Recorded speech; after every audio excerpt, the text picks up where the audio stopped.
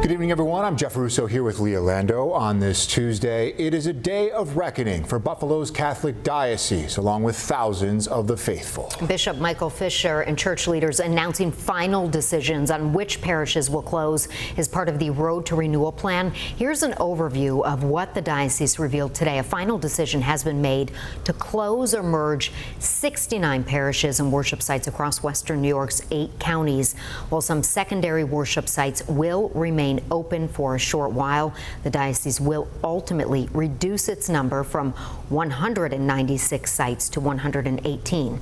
Our senior reporter Eileen Buckley following this story from the very beginning. She is live on Main Street in Buffalo with more on this very difficult day. Well, Leah, leaders of the Catholic Diocese of Buffalo issuing that final list of closings and mergers today. That will be part of the Road to Renewal. That's the major effort here to resize and reshape the landscape of the Catholic community right here in Western New York.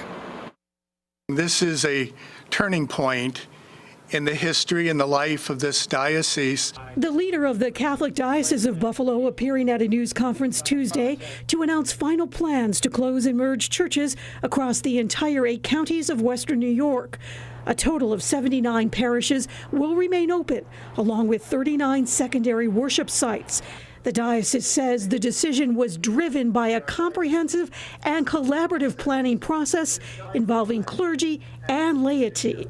I had to make that final decision based on all the conversations between the family of parishes that came in and then ultimately with the pastors. I can tell you we had a very robust conversation with all of our pastors.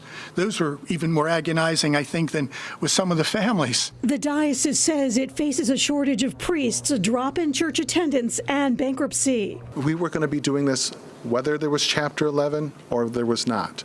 What Chapter 11 has done, the only influence it has, is kind of sped things up a little bit. But the diocese received pushback on its initial closing list and received 52 counter-proposals and made 26 changes to the initial plan. Some churches will now stay open, like St. Mark Church in North Buffalo. Other nearby churches, such as St. Rose of Lima, Holy Spirit, and St. Margaret, will merge into St. Mark, and St. Margaret's would be named a secondary worship site, meaning that church would no longer be a parish. I asked the leader of the Road to Renewal what changed to keep St. Mark open. St. Mark's came forward with some information on the strength of the school and how things were going forward, and for that parish community, how it was integral in helping to make sure that the school was successful going forward. St. Benedict in Eggertsville will no longer be idled. That church will also stay open as a secondary worship site and is also connected to its school. But other parishioners who submitted counter-proposals were not as successful.